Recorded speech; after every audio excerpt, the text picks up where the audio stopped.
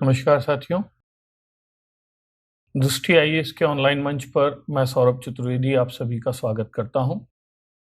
आंतरिक सुरक्षा की कक्षाओं के अंतर्गत हमने अब तक लगभग 20 कक्षाएं की हैं।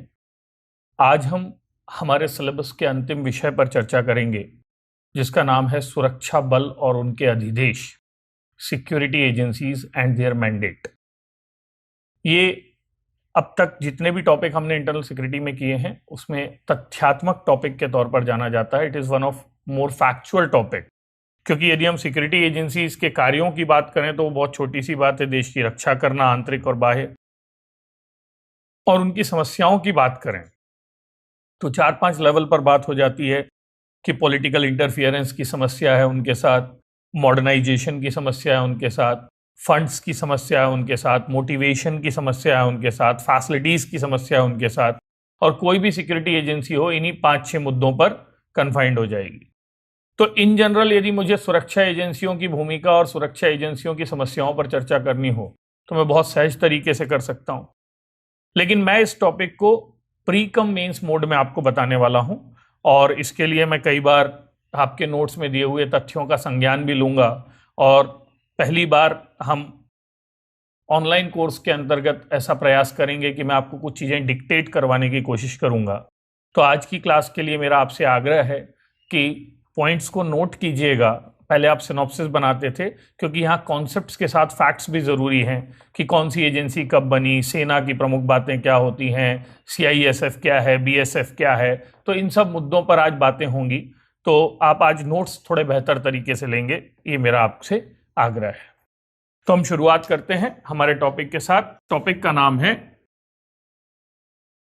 सुरक्षा एजेंसियां या सुरक्षा बल और उनके अधिदेश। ये अधिदेश शब्द को अंग्रेजी में मैंडेट कहा जाता है, और मैंडेट या अधिदेश का मतलब होता है उन्हें प्रदत्त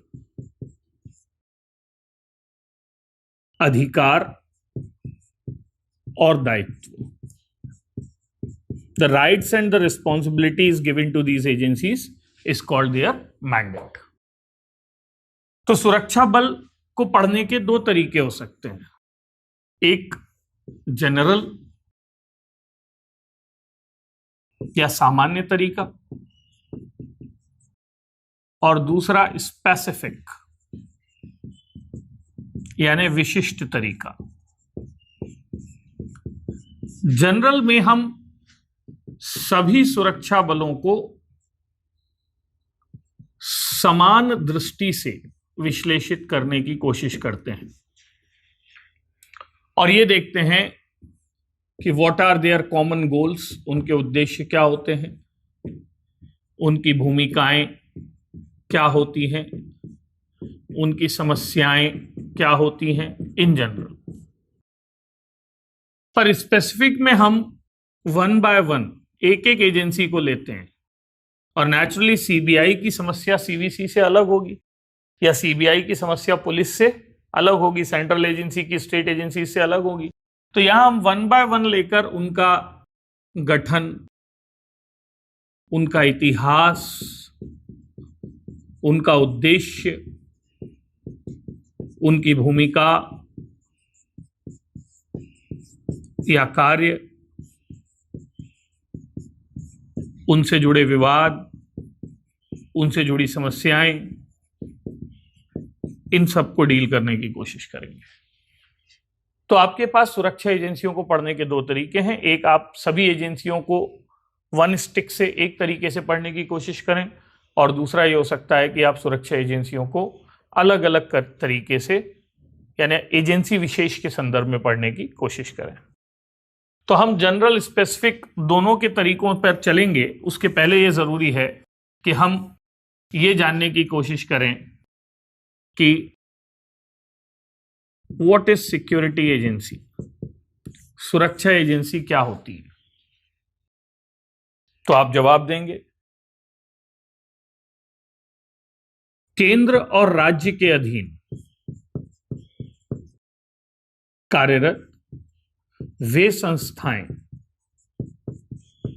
जो सुरक्षा, गुप्तचरी, जांच, अन्वेषण के कार्यों से जुड़ी केंद्र या राज्य के अधीन कार्यरत वे संस्थाएं जो सुरक्षा के, गुप्तचरी के, जांच, अन्वेषण, फॉरेंसिक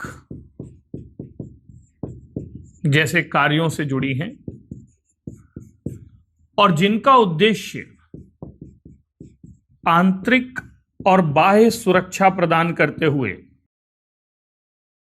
देश के लॉ एंड ऑर्डर को, और बाह्य का मतलब क्या होता है, देश की यूनिटी एंड टेरिटोरियल इंटीग्रिटी को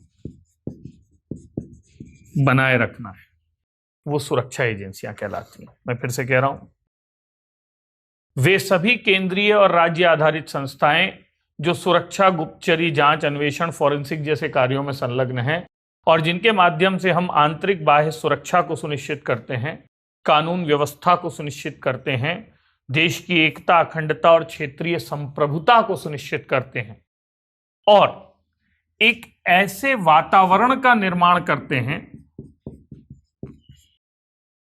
जो भयमुक्त हो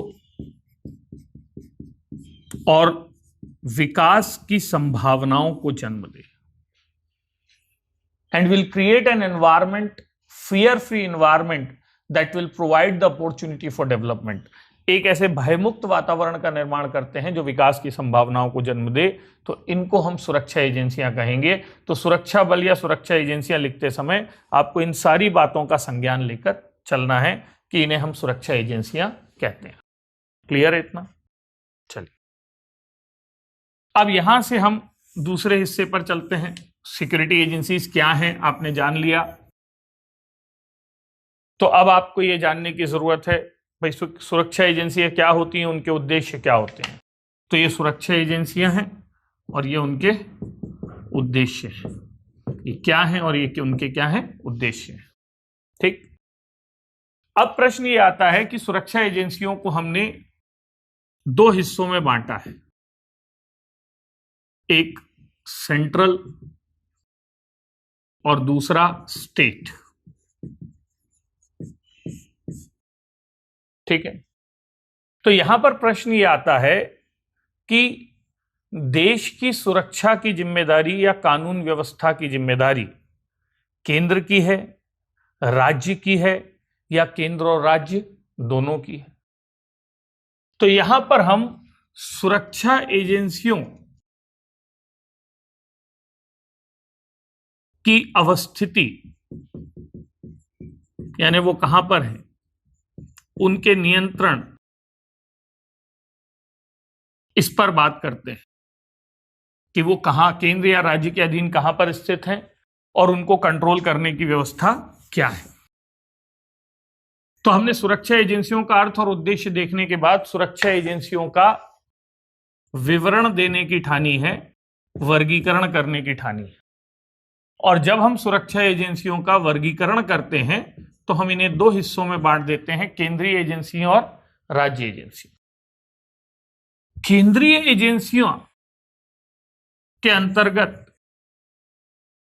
जो सबसे महत्वपूर्ण संस्था काम करती है उसका नाम है सैन्य बल। ठीक है, और सैन्य बल के अंतर्गत आप थल सेना, जल सेना और वायु सेना, आर्मी, एयरफोर्स एंड नेवी, इन दोनों को रख सकते हैं। अभी अभी यह भी चर्चा है कि भारत भी इजराइल, चाइना, अमेरिका की तर्ज पर एक चौथी सेना जिसे स्पेस एंड साइबर आर्मी कहा जाता है, इसके गठन की 2017 से मंजूरी दी गई है। लेकिन जब तक इसे औपचारिक रूप से स्थापित ना कर दिया जाए हम इसे सेना का चौथा अंग नहीं कह सकते। बात क्लियर? सैन्य बल के बाद केंद्र के पास अर्ध सैन्य बल होते हैं। अंग्रेजी में इन्हें पैरामिलिट्री फोर्सेस कहते हैं। और ये विवाद या ये विषय बार बार उठता रहा है कि सैन्य बल और अर्धसैन्य बल यानी आर्मी एंड पैरामिलिट्री फोर्सेस के बीच अंतर क्या है। क्योंकि अर्धसैन्य बलों का कहना है कि हम काम तो वही करते हैं जो सैन्य बल करते हैं, लेकिन हमारे वेतन भत्ते सेवा शर्तें सैन्य बलों से कम होते हैं। इसी क्रम में बीएसएफ के एक जवान ने सेना मतलब अपने को मिल रही सुविधाओं को लेकर, खाने को लेकर आरोप लगाया था। आपने सुना होगा, वो मोदी जी के खिलाफ बाद में चुनाव भी लड़े। लेकिन मैं ये कहना चाह रहा हूं कि अर्धसैन्य बलों को हमेशा ये पीड़ा रहती है कि काम हम वही कर रहे हैं जैसे शांति काल में सीमा की सुरक्षा बीएसएफ कर रही है, बॉर्डर सिक्योरिटी फोर्स। वो सैन्य बलों की तरह लड़ाई लड़ रही है, वो आतंकवाद से लड़ रहे हैं, वो संप्रदायवाद से लड़ रहे हैं, वो नक्सलवाद से लड़ रहे हैं, लेकिन अंततः उन्हें सेना की तरह सम्मान पहचान नहीं मिलती है। तो अर्धसैन्य बल उन्हें कहा जाता है जो तीनों सेनाओं से इतर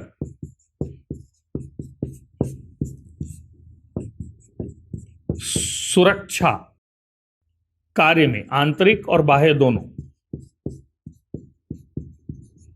संलग्न है।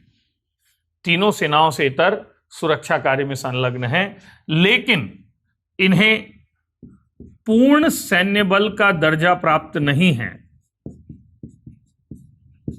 क्योंकि ध्यान से सुनिएगा, इनसे जुड़े लोगों को सिर्फ शांति काल में ही उपयोग में लाया जाता है, युद्ध काल में इनकी भूमिका नहीं होती है, और युद्ध काल में जो रहे वो सैन्य बल है। दूसरा, इनसे जुड़े लोगों को शहीद का दर्जा नहीं दिया जाता है। परमवीर चक्र जो हमारा सबसे बड़ा गैलेंट्री अवार्ड है, सैन्य अवार्ड है, वो इनके लोगों को नहीं दिया जाता है। इनकी पेंशन 2005 से कॉन्ट्रीब्यूटरी है। कॉन्ट्रीब्यूटरी मतलब योगदान आपको अपने वेतन से देना पड़ेगा, जबकि सेना के संदर्भ में ऐसा नहीं है। तो 2005 से इनकी पेंशन कॉन्ट्रीब्यूटरी मानी गई है। ठीक है,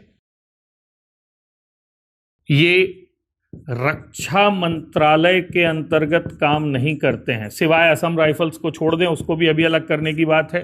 तो डिड नॉट वर्क अंडर।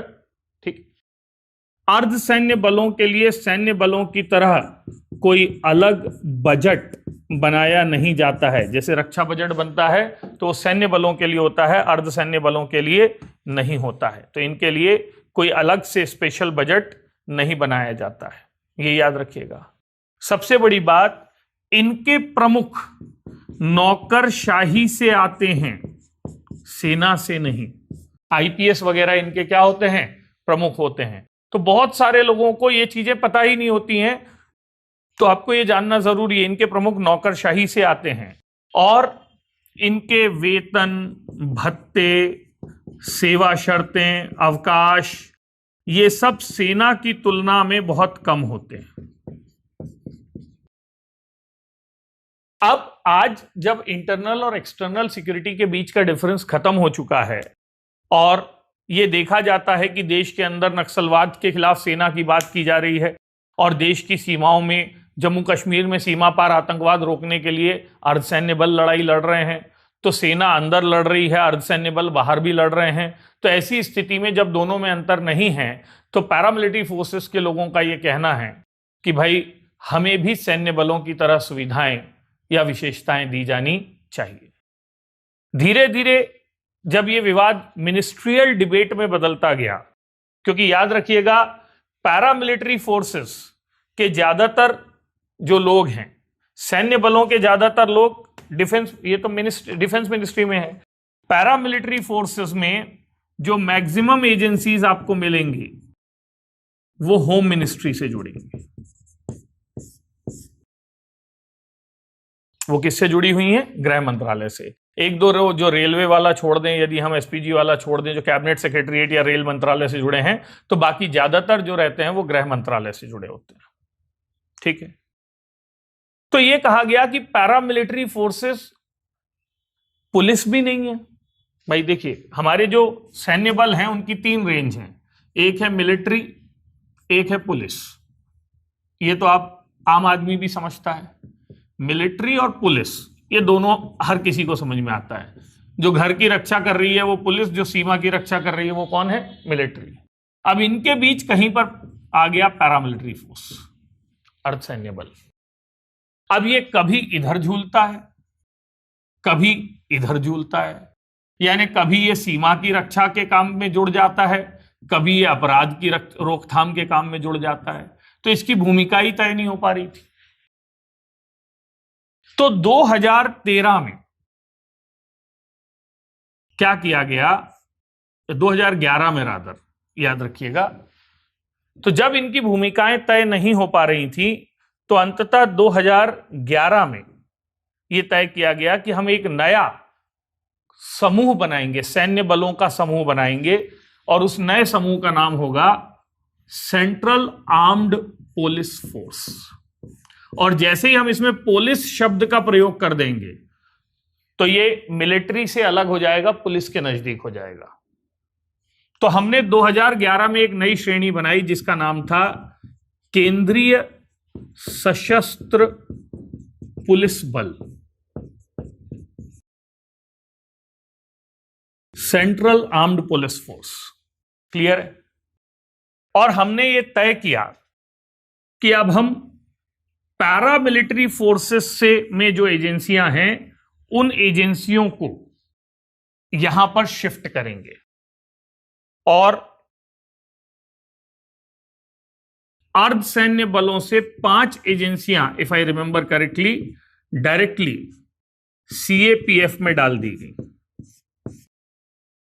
2011 में 5 एजेंसियों को यहां से निकाला गया और इन 5 एजेंसियों को सीधे डाल दिया गया सीएपीएफ में, सेंट्रल आर्म्ड पुलिस फोर्स में। और ये एजेंसियां थी सीआरपीएफ, सीआईएसएफ, बीएसएफ, सिर्फ अभी नाम आप एब्रिविएशन में नोट कर लीजिए, ठीक है? बीएसएफ, आईटीबीपी, और 5वीं एजेंसी का नाम था सशस्त्र सीमा बल, एसएसबी। क्लियर? अब जब 2011 में यहां से शिफ्टिंग की गई 5 एजेंसियों की यहां पर, तो उस समय यहां करीब 8 एजेंसियां थीं। तो यहां पर भी कुछ एजेंसियां रह गई। हमारी सबसे पुरानी जो एजेंसी है असम राइफल्स, यहां पर रह गई। ठीक है? असम राइफल्स के बाद पैरामिलिट्री फोर्सेस के अंतर्गत रेलवे प्रोटेक्शन फोर्स, आरपीएफ, यहां पर पैरामिलिट्री फोर्सेस के अंतर्गत ही दिखाई देती है। ठीक है? इसके अलावा कोस्ट गार्ड नाम सुना होगा आपने, तटरक्षक बल, ये भी नौसेना से संलग्न, ठीक है ना? तो कोस्ट गार्ड इसके अंतर्गत आ गए। क्लियर है? अब कोस्ट गार्ड के अलावा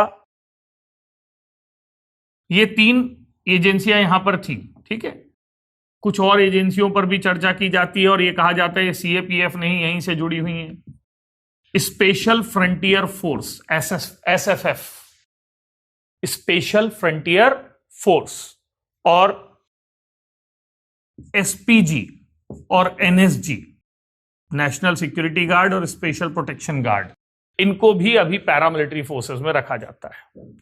तो आप कहेंगे कि भाई ये अलग से डिवीजन करने की जरूरत क्या थी? डिवीजन करने से फायदा क्या हुआ, आप ध्यान से समझिएगा कि जितनी भी पैरामिलिट्री से जुड़ी महत्वपूर्ण एजेंसियां थीं, अब वो होम मिनिस्ट्री के पास चली गई हैं। तो होम मिनिस्ट्री वाली हमने यहां पर सारी क्या कर दी है, एक साथ कर दी है। अब यहां पर ये जो आरपीएफ है ये रेलवे में है, कोस्ट गार्ड जो है ये डिफेंस मिनिस्ट्री से जुड़ा होता है, और इन तीनों को कैबिनेट सेक्रेटरीट नाम के एक विभाग में रखा जाता है, कैबिनेट सचिवालय। असम राइफल्स बड़ी मजेदार संस्था है। इस पर 2 संस्थाओं का नियंत्रण माना जाता है। 2 संस्थाओं के नियंत्रण से मतलब है, एक होता है संरचनात्मक नियंत्रण और एक होता है कार्यात्मक नियंत्रण। तो स्ट्रक्चरली यह माना जाता है कि ये सेना के निकट है, ये डिफेंस मिनिस्ट्री के निकट है, और फंक्शनली ये होम मिनिस्ट्री से जुड़ा है। तो होम मिनिस्ट्री ने कुछ समय पहले डिमांड की कि भाई असम राइफल्स के जो जवान हैं वो सेना की तरह ट्रीट किए जाते हैं, तो जिससे बाकी पैरामिलिट्री फोर्सेस के जो लोग हैं उनके मनोभाव पर, उनकी स्थितियों पर दुष्प्रभाव पड़ सकता है। तो क्यों ना असम राइफल्स को भी होम मिनिस्ट्री में लाया जाए, और तरीका यह हो सकता है कि असम राइफल और आईटीबीपी ये दोनों इन अ वे चाइनीज बॉर्डर को प्रोटेक्ट कर रहे हैं, चाइना बर्मा बॉर्डर जो है, नॉर्थ ईस्टर्न बॉर्डर जो है। तो हमारे यहां 2004 से एक सिद्धांत लागू है जिसका नाम है वन नेशन वन फोर्स, यानी एक देश की सुरक्षा के लिए एक बल का प्रयोग किया जाएगा। तो उन्होंने कहा कि चाइना की सुरक्षा में दो बल इन्वॉल्व हो जाते हैं, अरुणाचल और इधर पे असम राइफल हो जाता है, और वहां पर ईस्ट और सेंट्रल बॉर्डर में, वेस्ट और सेंट्रल बॉर्डर में आईटीबीपी हो जाता है।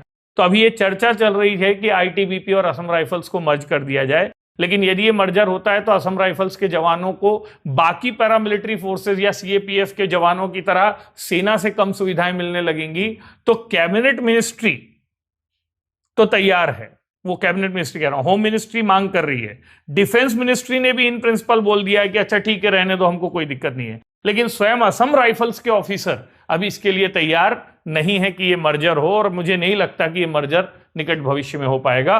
तो मेरी समझ और जानकारी के हिसाब से हमारे यहां सैन्य बलों के अंतर्गत, केंद्रीय सैन्य बलों के अंतर्गत या केंद्रीय बलों के अंतर्गत सैन्य बल आते हैं, अर्ध सैन्य बल आते हैं, और फिर इसके बाद क्या होता है, सेंट्रल आर्म्ड पुलिस फोर्सेस आती हैं। अब इसके अलावा आपको ध्यान में रखना है, एक संस्था है जिसका नाम है एनडीआरएफ। इसकी अलग अलग बटालियंस हैं। तो कुछ बटालियन सीआरपीएफ के साथ मिलकर काम करती हैं, कुछ बीएसएफ के साथ मिलकर काम करती हैं। नेशनल डिजास्टर रिलीफ फोर्स, तो नेशनल डिजास्टर रिलीफ फोर्स दोनों जगह जो एजेंसियां हैं उनके साथ जुड़कर आपदा प्रबंधन के लिए काम करती है। नेशनल डिजास्टर रिलीफ फोर्स या राष्ट्रीय आपदा प्रबंधन बल की भी चर्चा यहां पर की जा सकती है। पर ध्यान दीजिएगा और समझिएगा कि ये विभाजन होने के बाद भी सेंट्रल के पास जो एजेंसियां हैं वो यहीं पर समाप्त नहीं होती हैं। ये तीनों एजेंसियां केंद्र की सबसे कॉम्प्लिकेटेड है। इस स्ट्रक्चर को समझना, यदि आप समझ पा रहे हैं तो अच्छी बात है, इसको ध्यान दीजिएगा। डायरेक्ट सुरक्षा से जुड़ी एजेंसियां हैं, लेकिन मैं कहूं डायरेक्ट के बाद यदि इनडायरेक्ट सुरक्षा से जुड़ी एजेंसियों की बात की जाए तो यहां पर चर्चा होनी चाहिए केंद्रीय जांच एजेंसियों की, केंद्रीय गुप्तचर एजेंसियों की और केंद्रीय फॉरेंसिक एजेंसियों की, क्योंकि वो अपराध और सुरक्षा के लिए ये तीनों काम करती हैं। जांच एजेंसियों में जो डाइवर्स है, सारे तरीके की जांच करती है, वो है सीबीआई। जो भ्रष्टाचार आर्थिक अपराधों के लिए जुड़ी हुई है उसका नाम है सीवीसी, और जो आतंकवाद, बम विस्फोट जैसी घटनाओं के लिए नई बनी है उसका नाम है एनआईए। ये तीन एजेंसियों के बारे में तो आप जानते ही हैं। इसके अलावा जो आर्थिक अपराधों की जांच कर रही है एनफोर्समेंट डायरेक्टरेट, ईडी, ठीक है, और फिर सभी प्रकार के नेशनल क्राइम ब्यूरो। तो ये 4-5 एजेंसियों की नाम मैंने आपको बताया। इसके अलावा आप इसी जांच में सर्ट का नाम दे सकते हैं, कंप्यूटर इमरजेंसी रिस्पांस टीम। ये साइबर अपराधों की जांच से जुड़ी संस्था है, CERT, computer emergency and response team. यदि हम गुप्तचरी की बात करें, इंटेलिजेंस की बात करें, तो इंटेलिजेंस से जुड़ी एजेंसी में आपने नाम सुना होगा रॉ। फिर रॉ के बाद हमने आईबी की भी बात की। रॉ ब्रिटिश काल में बना था, फिर आईबी भी बन गया पोस्ट इंडिपेंडेंस। रॉ आईबी के अलावा फाइनेंशियल इंटेलिजेंस यूनिट्स हैं, एफआईयूज, आपने नाम सुना होगा। FATF, financial action task force, Pakistan को काली सूची में डालेगा। तो फाइनेंशियल एक्शन टास्क फोर्स की स्थापना के बाद से देशों के बीच ये सहमति हुई कि वो वित्तीय गुप्तचरी में एक दूसरे की मदद करेंगे। तो वित्तीय आसूचना इकाइयां बनाई गई, फाइनेंशियल इंटेलिजेंस यूनिट बनाई गई, जो वित्तीय गुप्तचरी करती हैं, वित्तीय अपराधों से जुड़े मामलों में जानकारियों को जुटाने का काम करती हैं, तो इनको FIUs कहा जाता है। और इसके अलावा देश भर में अपराधियों से जुड़ी जो सूचनाएं हैं, उन सूचनाओं को ऑनलाइन रखने का काम करती है नेटग्रिड। इसके अलावा crime and control tracking network CCTN, national crime and control tracking network नाम की भी एक संस्था है, जो अपराधों और अपराधियों के आंकड़ों को ऑनलाइन रखने के लिए संलग्न है। National crime and control tracking network NCCTN, इसका नाम याद रखिएगा, ये महत्वपूर्ण संस्था है। तो ये एक चार्ट एक साथ मिलता नहीं है, कई जगहों पर यदि अवेलेबल होता भी है ऑनलाइन वगैरह में तो वो बहुत रिफ्लेक्टिव नहीं होता। मैं चाहूंगा हम अपना चार्ट खुद बनाएं। अब जब फॉरेंसिक की बात चल रही है, मैं फॉरेंसिक वहां जाकर बना देता हूं, आपको क्लियरली दिखे ताकि।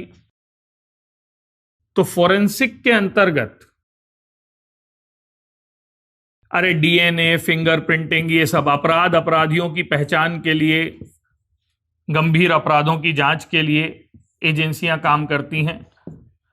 नेशनल फिंगरप्रिंट ब्यूरो काम करता है, NFPB, इसका नाम याद रखिएगा, नेशनल फिंगरप्रिंट ब्यूरो। ठीक है, कुछ जगहों पर सेंट्रल फिंगरप्रिंट ब्यूरो भी होता है, लेकिन NFPB ये एक संस्था है। दूसरा CFSL, centre for forensic science laboratory, centre for forensic science laboratory. 8-10 है, मैं 2-3 के नाम बता रहा हूं। Centre for forensic science lab, और एक है DFSS, directorate for forensic science services, directorate for forensic science services, centre for forensic science lab and national fingerprint bureau. ये फॉरेंसिक से जुड़ी संस्थाएं हैं। इन सारी एजेंसियों को हम केंद्रीय सुरक्षा एजेंसियों के नाम से जानते हैं। यदि जनरल में हम आपसे पूछ लें कि विवरण दीजिए, तो आप चार्ट भी बना देंगे तो वो बहुत बड़ा हो जाएगा। क्लियर है? अब केंद्रीय एजेंसियों से परे यदि राज्य एजेंसियों की बात करें, क्योंकि हमने तो कहा था कि केंद्रीय एजेंसियों के साथ साथ स्टेट एजेंसीज भी होती हैं, तो स्टेट एजेंसीज में आप ये देखेंगे कि इतना क्लासिफिकेशन दिखाई नहीं देता। स्टेट में जो सबसे प्रमुख होती है उसका नाम है पुलिस फोर्स, जो डायरेक्ट काम कर रही है। पुलिस के अलावा हम होमगार्ड और SAF को देखते हैं। ये वैसी पैरामिलिट्री की तरह है, यानी नॉर्मली पुलिस काम करती है, लेकिन अचानक से कोई बड़ी दुर्घटना हो जाए तो स्टेट आर्म्ड फोर्सेस भी होती हैं और होमगार्ड्स होते हैं, होमगार्ड के जवान। तो ये जनरली वही शांति काल वाली बात। ठीक है, तो पुलिस दिन प्रतिदिन के तौर पर सुरक्षा के काम से जुड़ी है। होमगार्ड SAF आकस्मिक सुरक्षा के काम से जुड़े हैं। इस दौरान जांच और गुप्तचरी दोनों का काम राज्य में CID को दे दिया गया है, या फिर SIUs होती हैं, स्टेट इन्वेस्टिगेशन यूनिट्स, राज्य जांच इकाइयां, है ना। कि अभी आप देख रहे हैं कि अलग अलग राज्यों में विशेष अपराधों की जांच के लिए विशेष जांच प्रकोष्ठ बनाए जाते हैं, स्पेशल इन्वेस्टिगेशन यूनिट्स बनाई जाती हैं भ्रष्टाचार के, पुरानी सरकार के मामलों को देखने के लिए। तो CID होती है और राज्य विशेष की जांच एजेंसियां होती हैं, उन पर चर्चा की जाती है। ठीक, और इसके अलावा यदि आप देखें तो राज्य के स्तर पर रेलवे की सुरक्षा के लिए एक अलग से पुलिस बल होता है, जिसका नाम GRP होता है, जनरल रेलवे पुलिस, जिसे GRP नाम दिया गया है। ठीक है, GRP RPF में कैसे अंतर करेंगे वो हम बात कर लेंगे। ऐसा कहा जाता है कि ट्रेन चल रही है तो इंटर स्टेट है, तो जब ट्रेन नेशनल पर्सपेक्टिव में काम कर रही है तो RPF काम करेगा चलती ट्रेन के अंदर। लेकिन जब ट्रेन प्लेटफॉर्म पे खड़ी है और प्लेटफॉर्म, रेलवे की जो संपत्ति है प्लेटफॉर्म के आसपास, उसकी सुरक्षा कौन करेगी? जीआरपी करेगी। तो चलती ट्रेन में सुरक्षा, रुकी ट्रेन में सुरक्षा, प्लेटफॉर्म की सुरक्षा और पटरियों की सुरक्षा, ये सब अलग हो जाती है। तो पटरियों की सुरक्षा, चलती ट्रेन की सुरक्षा आरपीएफ कर लेगी, और प्लेटफॉर्म की सुरक्षा और खड़ी ट्रेन में सुरक्षा कौन करेगी? जीआरपी करेगी। इसलिए कई बार इनके पास ओवरलैपिंग ऑफ वर्क की स्थितियां भी हो जाती हैं, तो ये हो जाता है। इसके अलावा राज्यों में भी एसडीआरएफ की इकाइयां होती हैं, स्टेट डिजास्टर रिलीफ फोर्स, जो इन एजेंसियों के साथ जुड़कर राज्य आपदा प्रबंधन के कार्यों से जुड़ती हैं। तो ये राज्य की इकाइयां हैं। अब आप मुझे एक बात बताइए, इनको देखकर आपको क्या अंदाजा होता है कि सुरक्षा के विषय पर किसके पास ज्यादा एजेंसियां, ज्यादा विशेषज्ञता या ज्यादा क्षमता है? एजेंसियों के इस विवरण को देखकर सामान्य मान्यता यह बनती है कि सुरक्षा के संदर्भ में ज्यादा एजेंसियां, ज्यादा विशेषज्ञता, ज्यादा क्षमता केंद्र के पास। क्लियर है? पॉइंट 1। अब आप ये कह रहे हो कि अथॉरिटी हो, एजेंसी हो, ठीक है, स्पेशलाइजेशन हो, ये केंद्र के पास है। लेकिन इंडियन फेडरलिज्म में जब डिवीजन ऑफ वर्क किया गया है, डिवीजन ऑफ सब्जेक्ट किया गया है, तो उसमें साफ कहा गया है कि लॉ एंड ऑर्डर राज्य का विषय है। अब इन दोनों पॉइंट से आप प्रश्न बनाओ। ये प्रश्न कानून व्यवस्था प्रशासन, एक पब्लिक एडमिनिस्ट्रेशन का विषय होता है, वहां बनता है, लॉ एंड ऑर्डर एडमिनिस्ट्रेशन में। और प्रश्न बनता है कि भारत संघ में कानून और व्यवस्था का दायित्व राज्यों को दिया गया है, लेकिन कानून व्यवस्था को सुनिश्चित करने वाली क्षमता राज्यों की बजाय कहां होती है? केंद्र के पास होती है। और यही कारण है, मतलब आपने ताकत केंद्र के पास रखी है और जिम्मेदारी किसको देके रखी है? राज्यों को। और यही कारण है कि समय समय पर जब केंद्र राज्य की सुरक्षा के लिए आगे आता है, तो केंद्र राज्य विवाद जन्म लेते हैं, क्योंकि राज्य सरकारें ये कहती हैं कि ये सुरक्षा बलों के नाम पर हमारी स्वायत्तता में हस्तक्षेप कर रहा है, हमारी ऑटोनॉमी को क्वेश्चन कर रहा है। जैसे हाल ही में पश्चिम बंगाल में सीबीआई बनाम पुलिस का मामला हुआ, जब CBI DGP of West Bengal को अरेस्ट करने के लिए पहुंची। तो केंद्र और राज्य के बीच लॉ एंड ऑर्डर के विषय पर, मेरी बात ध्यान से सुनना, केंद्र और राज्य के बीच लॉ एंड ऑर्डर के विषय पर यह विवाद हमेशा बना रहता है कि दायित्व किसका है। और जैसे ही बात आती है दायित्व किसका है, तो केंद्र राज्यों के ऊपर डाल देता है कि भाई दायित्व तो तुम्हारा है, क्योंकि अनुसूची 7 में संविधान के आर्टिकल 246 के अंतर्गत राज्य सूची में प्रदत्त 61 या 61 विषयों के अंतर्गत में एक विषय है लॉ एंड ऑर्डर। तो दायित्व किसका है जैसे ही प्रश्न आता है तो केंद्र तुरंत बोल देता है राज्य का है। लेकिन जब यह प्रश्न उठता है कि भारत की सुरक्षा या कानून व्यवस्था के अंतर्गत लॉ एंड ऑर्डर से जुड़ी संस्थाएं किसके पास है, विशेषज्ञता किसके पास है, तो अब राज्य आरोप लगाता है कि भाई वो तो मेरे पास है ही नहीं। तो कुल मिलाकर स्थिति यह है कि काम एक्स को दिया है और ताकत वाई को दी है, और इसीलिए लॉ एंड ऑर्डर पर केंद्र और राज्य के बीच असहयोग की स्थिति दिखती है। और ये बड़ा इंपॉर्टेंट क्वेश्चन है जो कभी आ सकता है, that on the issue of law and order we see dispute between centre and state government, ठीक है, and this dispute is related to various fronts. मैं फिर से कह रहा हूं, केंद्र और राज्य के बीच कानून व्यवस्था के विषय को लेकर सदैव विवाद होता रहता है, और विवाद के बिंदु हैं, पहला, दायित्व राज्य का है लेकिन शक्तियां केंद्र के पास है। दूसरा, केंद्र लॉ एंड ऑर्डर के नाम पर राज्यों में हस्तक्षेप करता है। तीसरा, राज्य केंद्र की लॉ एंड ऑर्डर एजेंसियों के साथ बहुत सहज नहीं है। राज्यों का आरोप है कि केंद्र की लॉ एंड ऑर्डर एजेंसियां, चाहे वो सीबीआई हो चाहे एनआईए हो, वो केंद्र सरकार का तोता होती हैं और केंद्र सरकारें अपने पॉलिटिकल एम्बिशंस को पूरा करने के लिए इन एजेंसीज का दुरुपयोग करती हैं।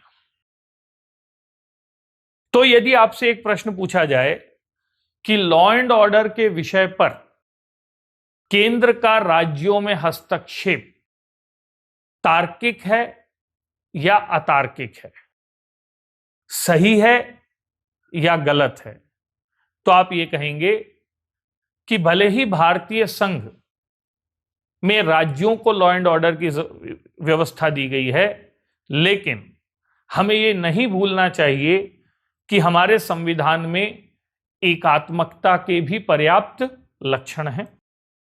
केंद्र को देश की एकता अखंडता के लिए शक्तियां अतिरिक्त दी गई हैं और इसीलिए देश की एकता अखंडता के लिए, देश की क्षेत्रीय संप्रभुता के लिए यदि केंद्र राज्य में हस्तक्षेप करता है या लॉ एंड ऑर्डर के विषय में राज्यों में भूमिका निभाना चाहता है तो उसे रोका नहीं जा सकता है। तो लॉ एंड ऑर्डर के विषय पर, अब मैं इसको मिटा रहा हूं, लॉ एंड ऑर्डर के विषय पर केंद्र के हस्तक्षेप को, कहां हस्तक्षेप को, लॉ एंड ऑर्डर के विषय पर केंद्र के राज्य में भूमिका को हस्तक्षेप नहीं माना जाना चाहिए। यदि लॉ एंड ऑर्डर के विषय पर केंद्र राज्य में भूमिका निभाता है तो उसे भूमिका की तरह देखना चाहिए, हस्तक्षेप नहीं माना जाना चाहिए। और इसके पक्ष में ये तर्क दिए जा सकते हैं कि, ध्यान से सुनना, लॉ एंड ऑर्डर भले ही स्टेट का सब्जेक्ट हो, लेकिन ये सिर्फ इंटरनल सिक्योरिटी से जुड़ा है। क्लियर है? लॉ एंड ऑर्डर भले ही स्टेट का सब्जेक्ट हो, लेकिन ये इंटरनल सिक्योरिटी से जुड़ा है। और इंटरनल सिक्योरिटी से जुड़ी एजेंसियां, जिन्हें हमने पैरामिलिट्री फोर्सेस और सेंट्रल आर्म्ड पुलिस फोर्सेस कहा है, अभी कहा था मैंने, वो सेंट्रल होम मिनिस्ट्री में आती हैं और इसलिए केंद्र लॉ एंड ऑर्डर के विषय पर राज्यों में हस्तक्षेप करेगा। दूसरी बात, लॉ एंड ऑर्डर के लिए इंटेलिजेंस, इन्वेस्टिगेशन, फॉरेंसिक साइंस, इनकी जरूरत होती है और इनसे जुड़ी एजेंसियां भी केंद्र के पास हैं, इसलिए केंद्र की भूमिका होनी चाहिए। तीसरे लेवल पर हम बात करते हैं। यह कहा गया है कि लॉ एंड ऑर्डर के कई विषय इतने जटिल होते हैं कि कई बार राज्य उन्हें निपटा नहीं पाता, जैसे बड़े स्तर पर दंगे हो गए। तो ऐसे में राज्य को या तो स्वयं केंद्र से मदद मांगनी चाहिए या फिर केंद्र को आगे आकर भूमिका निभानी चाहिए। कई बार लॉ एंड ऑर्डर से जुड़े मुद्दे इतने कॉम्प्लिकेटेड हो जाते हैं कि राज्य से संभल नहीं पाते हैं और ऐसे में केंद्र को आगे जाकर भूमिका निभाना जरूरी होगा, जैसे दंगे हो गए, जैसे बम विस्फोट हो गए, ये सारी बातें आपको बताना है। और आप कहिए कि संविधान के आर्टिकल 365 में तो साफ साफ लिखा है, it was clearly mentioned in the 365 article कि केंद्र का दायित्व है कि वह राज्य की सुरक्षा करेगा। और इस आर्टिकल का निर्वहन करते हुए यदि केंद्र राज्य में हस्तक्षेप कर रहा है या राज्य में भूमिका निभा रहा है तो इसे हस्तक्षेप कैसे माना जाएगा? ठीक है। आखिरी में आप ये कहिए कि आज इंटरनल और एक्सटर्नल सिक्योरिटी के विषय आपस में घुल मिल गए हैं। मैंने आपको पढ़ाया था,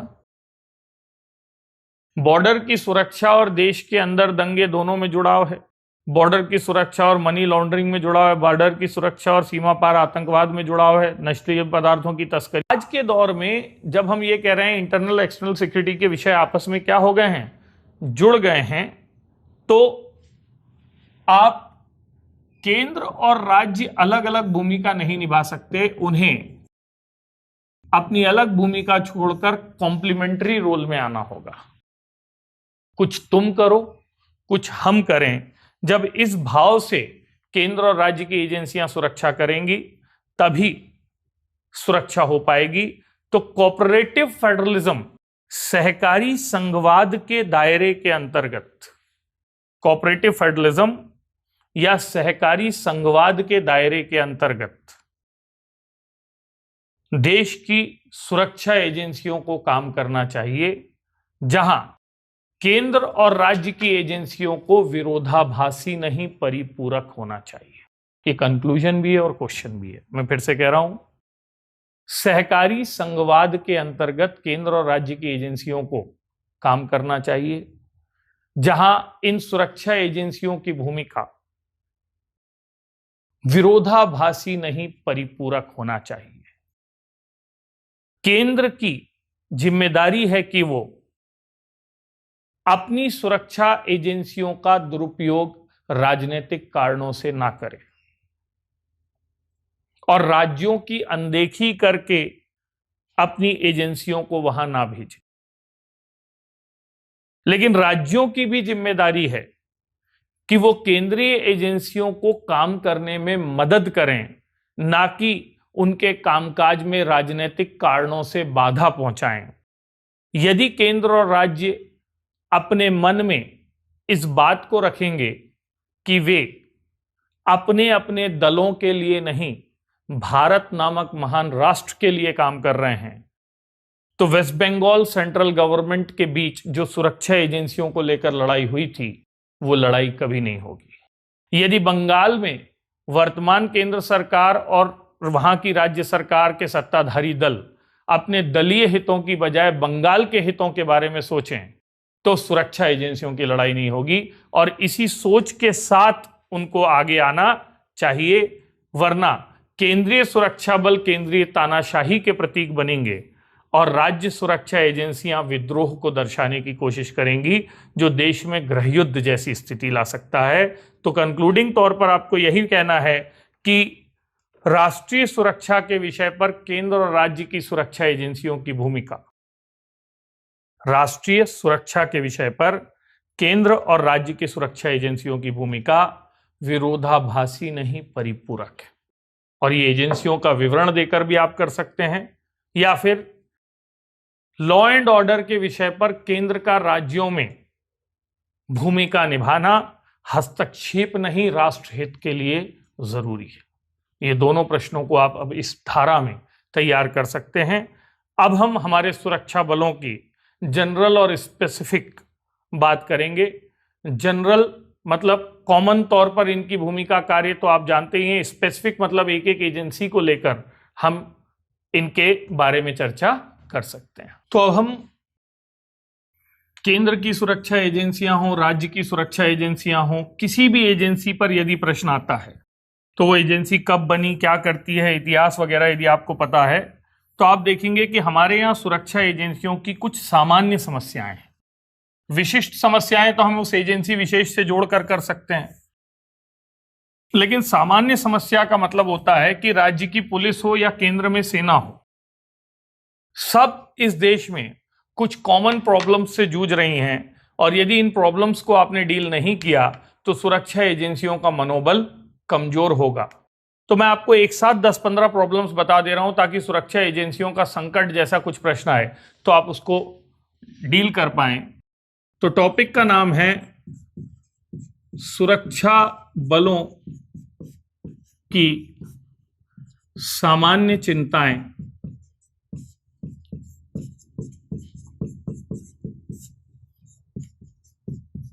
सेना से पुलिस तक। हालांकि कुछ अलग भी आ सकती है, लेकिन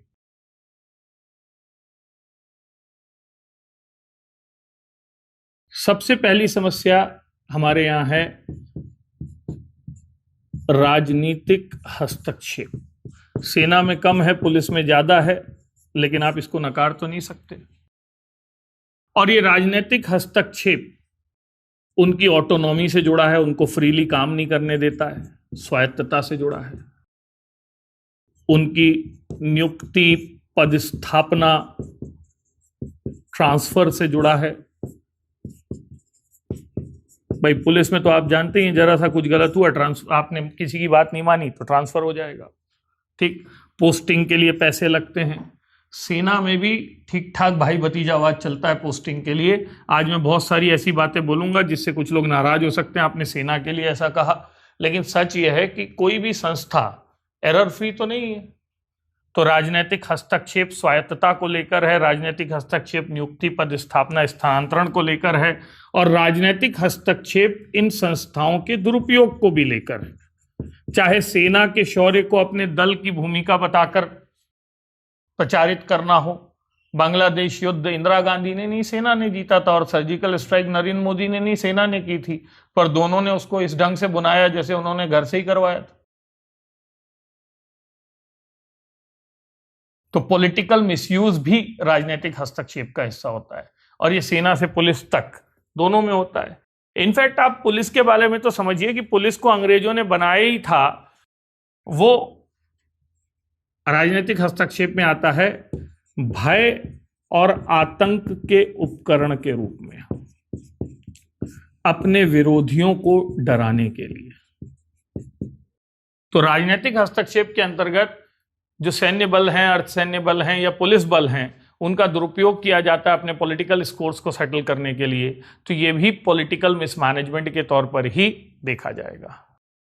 और आज राजनीतिक हस्तक्षेप का एक मामला और मुझे नजर आ रहा है, हालांकि आप में से कुछ लोग शायद असहमत हों, और वो है सैन्य बलों के लोगों का राजनीति में प्रवेश। अब कुछ लोग बोलेंगे दिक्कत क्या है, हर जगह से आ सकते हैं, लेकिन समझिए हमारे यहाँ कुछ जगह ऐसी हैं जहां बहुत डिग्निटी की बात की जाती है, बहुत रिस्पेक्ट की बात की जाती है।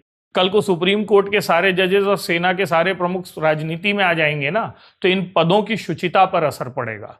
तो ये इनकी जिम्मेदारी है कि वो इस तरीके से ना करें, लेकिन दोनों जगह आप देख रहे हैं कि अब ऐसी स्थितियां बन रही हैं जो उचित नहीं है। तो मैं ये कह रहा हूं कि पहली समस्या पॉलिटिकल इंटरफियरेंस की है, जिसको आप कई डायमेंशंस में बता सकते। दूसरी प्रॉब्लम जो कॉमन प्रॉब्लम के तौर पर देखी जा सकती है, वो इनसे जुड़ी सुविधाओं और कार्यदशाओं की है। इसमें क्या क्या बताऊं मैं आपको, ठीक। सुविधाओं और कार्यदशाओं से मतलब है कि सेना पुलिस से लेकर ये जवान जहां रहते हैं, जो इनको मतलब बिस्तर मिलता है, जो इनको फैसिलिटीज मिलती हैं, जो इनको कपड़े मिलते हैं, या फिर जो इनको खाना मिलता है, ये सारी चीजों को लेकर चिंता बनी हुई है। और कार्यदशाओं का मतलब है कि -डिग्री टेम्परेचर में काम करना हो, भरी धूप में काम करना हो। पुलिस का जवान जो ट्रैफिक सिग्नल पर खड़ा हुआ है मई की तपती दोपहर में, या सेना का जवान जो रेगिस्तान में, थार के रेगिस्तान में हमारी रक्षा कर रहा है, दोनों में आप अलग अलग अंतर कर लेते होंगे, लेकिन मेरे विचार से दोनों इस देश के लिए अपनी भूमिका निभा रहे हैं कि नहीं। तो हार्श वर्किंग कंडीशंस हैं इनकी, जिनको नकार नहीं सकते, शारीरिक क्षमताओं से परे जाकर इनको काम करना पड़ता है। तो ये दोनों के लिए संकट का विषय है। अब जब बिना सुविधाओं के इतनी कठिन कार्यदशाओं में, ठीक, काम कर रहे हैं, तो इन्हीं कार्यदशाओं से एक मुद्दा निकलता है, जो है कार्य के घंटे और अवकाश का। और आप ये कहिए, ये दोनों चीजें कहीं से भी तय नहीं हैं, डिफाइंड नहीं हैं। कार्य के घंटे हों या फिर अवकाश हों, ठीक है, ये शिफ्ट में काम करते हैं, और जब शिफ्ट में काम करते हैं तो बायोलॉजिकल क्लॉक पूरी तरीके से डिस्टर्ब हो जाएगी। कभी रात की ड्यूटी कर रहे हैं, कभी दिन की ड्यूटी कर रहे हैं, कभी दोपहर की ड्यूटी कर रहे हैं, फिर इनको lifestyle diseases, diabetes, blood pressure, ये सारी समस्याएं क्यों ना हो, ये आप जरूर सोच सकते हैं।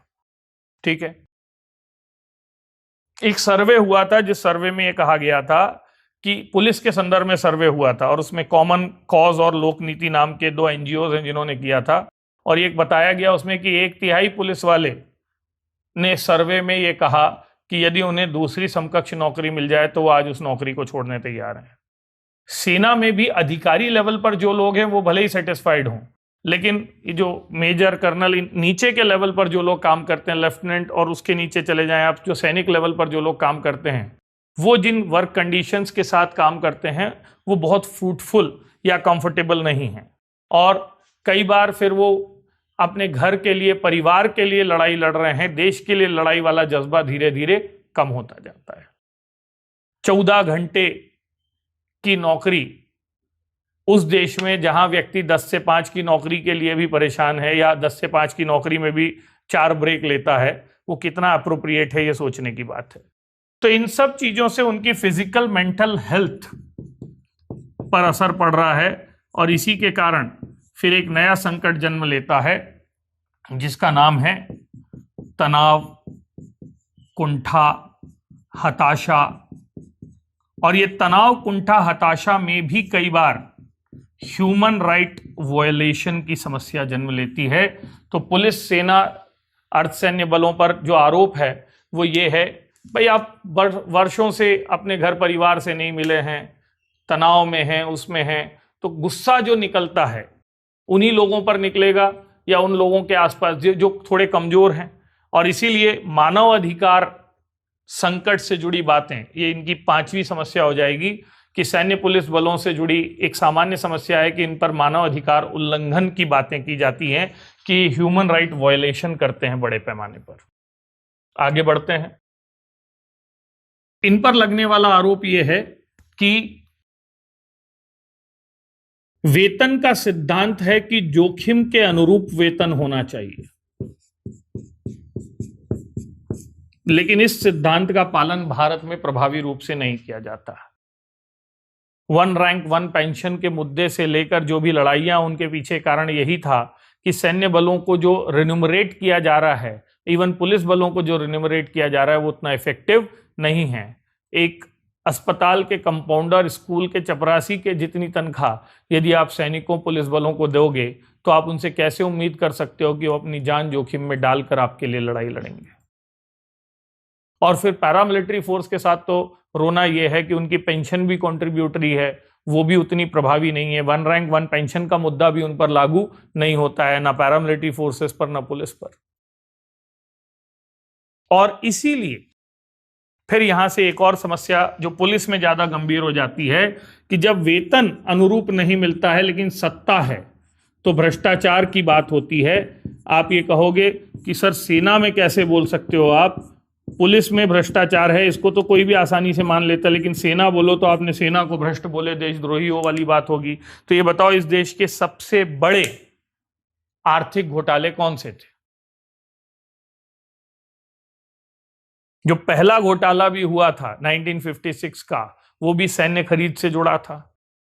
जो बोफोर्स घोटाला था वो सैन्य खरीद का ही मामला था। जो ताबूत घोटाला था वाजपेयी डी के टाइम का, वो भी सैन्य घोटाला था।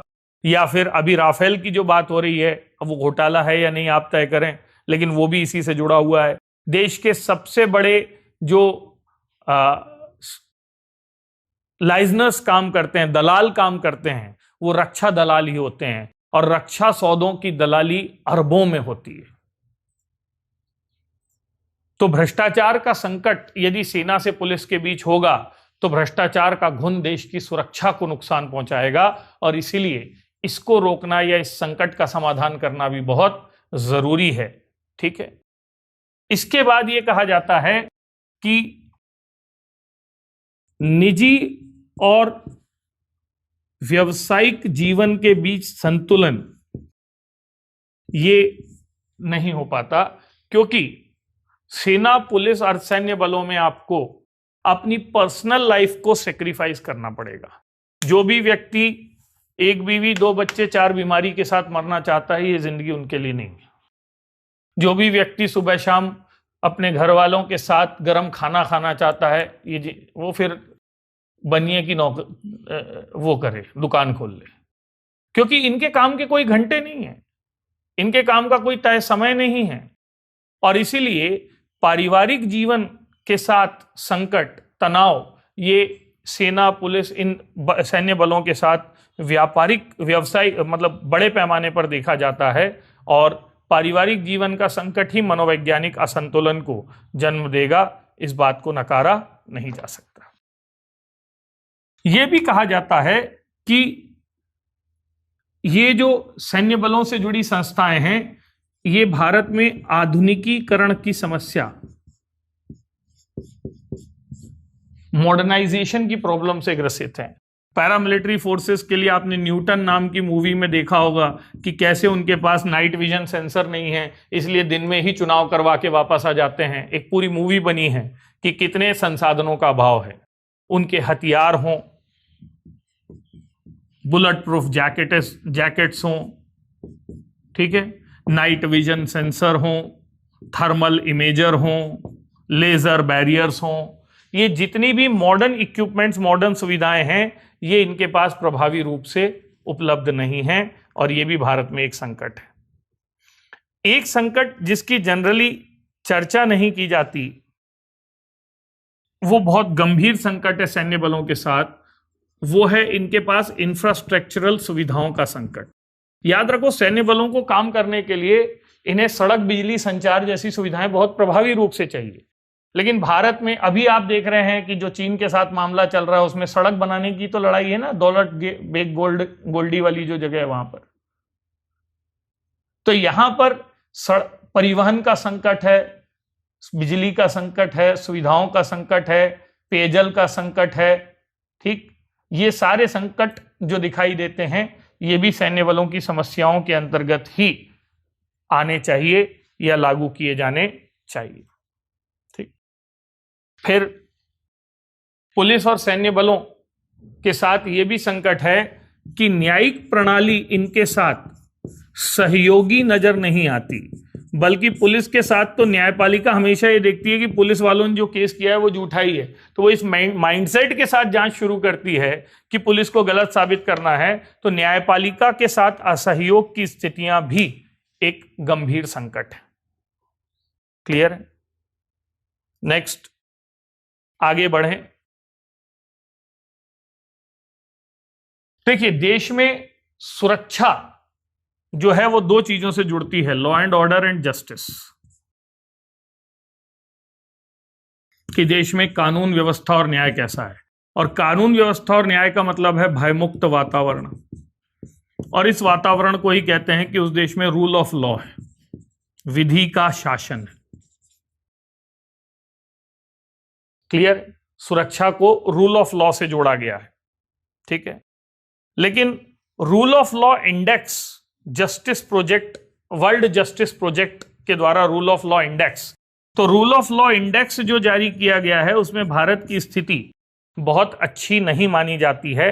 रूल ऑफ लॉ इंडेक्स में 126 देशों में भारत को 68वां स्थान दिया गया है। यानी रूल ऑफ लॉ इंडेक्स में भारत का पीछा होना भी यह दिखाता है कि हमारे यहाँ सैन्य एजेंसियां, सुरक्षा एजेंसियां बहुत प्रभावी रूप से काम नहीं कर पा रही हैं। मेरे ख्याल से इतनी बुराइयां बहुत हो जाएंगी, आपको तो 150-200 शब्दों में ही लिखना होता है। और एक बात और कर लीजिएगा कि हमारे जो सैन्य बल और सुरक्षा बल हैं, ये मॉडर्न क्राइम जैसे साइबर क्राइम है, जैसे बायोलॉजिकल क्राइम है,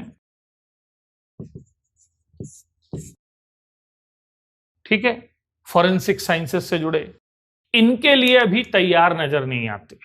मतलब इनमें उन लेवल का अंडरस्टैंडिंग और मॉडर्नाइजेशन नहीं है कि ये साइबर अपराध, जैविक अपराध, फॉरेंसिक समझ, इन सब से जुड़ी सीमाएं भी हैं जो हमारे सैन्य बलों को, सुरक्षा बलों को प्रभावी होने से रोकती। ठीक है, तो यदि आपसे पूछा जाए कि हमारे सैन्य बल, सुरक्षा बल किन संकटों से जूझ रहे हैं, आप इनको बताइए। यदि आपसे पूछा जाए हमारे पुलिस बल किन संकटों से जूझ रहे हैं, तो आप इसको बताइए। क्योंकि जब आप ये बताएंगे तभी पुलिस सुधार और सैन्य सुधार, तो ये बहुत इंपॉर्टेंट टॉपिक है,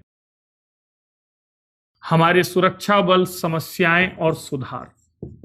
तो 2 टॉपिक आप इसी को तैयार कीजिए, इनको ठीक करना ही सुधार है। ठीक है, कि हमारे सैन्य बल सुरक्षा बल किन समस्याओं से जूझ रहे हैं, तो पुलिस सुधार और सैन्य सुधार की राह क्या होनी चाहिए, ये एक इंपॉर्टेंट टॉपिक हो सकता है जिसको आप जनरल तरीके से, सामान्य तरीके से डील कर सकते हैं। ठीक है, या सैन्य सुधार, तो सैन्य सुधार और पैरामिलिट्री फोर्सेस में क्या सुधार होने चाहिए और पुलिस बलों में क्या सुधार होने चाहिए, इनको हम एक एक करके जानने की कोशिश करते हैं। तो इसके पहले हम सैन्य सुधार, पुलिस सुधार, इस पर चर्चा करें, उसके पहले ये जान लीजिएगा कि इन समस्याओं के अलावा 2-3 बातें और हैं जो संकटों के अंतर्गत ही देखी जानी चाहिए। आप ये कहिए कि इन सुरक्षा बलों से जुड़ा संकट है कि इनके बीच समन्वयन की समस्या है, ये बड़ी समस्या है, इसको समझिएगा। सेंटर और स्टेट के बीच समन्वय की समस्या है, केंद्र और राज्य की एजेंसियों के बीच। फिर आपकी जो जांच एजेंसी हैं और गुप्तचर एजेंसी हैं, इनके बीच समन्वय की समस्या है। आप चाहे पठानकोट हमला हो, पुलवामा पठानकोट का संकट हो, चाहे नक्सलवाद का हमला हो, वो इसीलिए होता है क्योंकि इनके बीच में कोऑर्डिनेशन नहीं है। इनफैक्ट हमारे यहाँ विभिन्न प्रकार की जांच एजेंसियों के बीच आपस में लड़ाई दिखती है, गुप्तचर एजेंसियों के बीच आपस में लड़ाई दिखती है। तो lack of coordination between agencies is a big reason. हाल ही में आईबी और एनआईए को लेकर संघर्ष या संकट की स्थिति बनी थी, तनाव की स्थिति बनी थी, तो इस पर भी चर्चा की जाती रही है। तो इसको भी आप कोऑर्डिनेशन प्रॉब्लम के अंतर्गत उल्लेख करेंगे, जो बहुत महत्वपूर्ण समस्या के तौर पर देखा जाता है। अब जब ये समस्याएं हमने आपको बताई,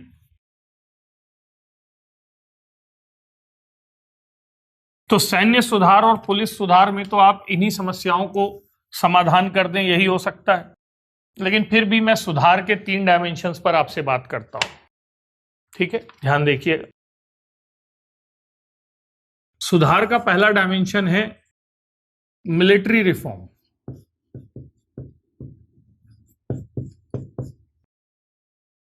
और इस सैन्य सुधार के अंतर्गत ऐसा नहीं कि हमने काम नहीं किया है, हमने सेना को मजबूत बनाने के लिए, सेना को प्रभावी बनाने के लिए, पावरफुल बनाने के लिए अपने अपने लेवल पर अलग अलग काम किए हैं। तो सैन्य सुधार के अंतर्गत पहला तो आप यही बताइए कि जो आपको ऊपर प्रॉब्लम्स दी गई थी हमने, अबव प्रॉब्लम्स का सॉल्यूशन सुनिश्चित होना चाहिए, राजनीतिक हस्तक्षेप ना हो, निष्पक्ष नियुक्तियां हो, वो सारी चीजें। इसके अलावा हमने जो काम किया है उस पर हम बात करें तो हमने सेना में बनाया एक एकीकृत युद्धक समूह, इस पर हम चर्चा करेंगे। इंटीग्रेटेड बैटल ग्रुप हमने सेना में बनाया है, एकीकृत थिएटर कमांड, और हमने अभी अभी सेना में बनाया है चीफ ऑफ डिफेंस स्टाफ का पद। तो सेना के अंतर्गत ये सारे संरचनात्मक, प्रक्रियात्मक सुधार हैं। और जो वे सेना व्यवहार में जुड़ी दिक्कतें थी, तो व्यवहारगत, ठीक है, बिहेवियरल रिफॉर्म्स जो हैं, वो जो प्रॉब्लम्स थी उनसे जोड़कर देखा जा सकता है। पैरामिलिट्री फोर्सेस या सीएपीएफ, केंद्रीय सशस्त्र पुलिस बल, जो हमने बताया था, इनके संदर्भ में पी चिदम्बरम कमेटी की सिफारिशें हैं। अब देखो, आप चाहो तो मैंने जो प्रॉब्लम्स बताई थी पीछे, उनको ठीक कर दो, लिख दो, हस्तक्षेप से दूर करो, कोऑर्डिनेशन को बढ़ाओ, ह्यूमन राइट्स के मामलों में उनको अधिक स्वतंत्रता देने की जरूरत, सुरक्षा देने की जरूरत है, अच्छी सुविधाएं देने की जरूरत है, वैसे पॉइंट लिख सकते हो और वही सिफारिशें की हैं। लेकिन आप उल्लेख करिए कि पी चिदम्बरम कमेटी जो है, इस कमेटी के द्वारा केंद्रीय सशस्त्र पुलिस बल की कार्यस्थितियों की जांच के लिए सुझाव दिए गए थे। तो पी चिदम्बरम कमेटी की सिफारिशों पर बात की जा सकती है। चिदम्बरम कमेटी ने कहा था कि हमारे इन बलों में रिक्तियों की समस्या है,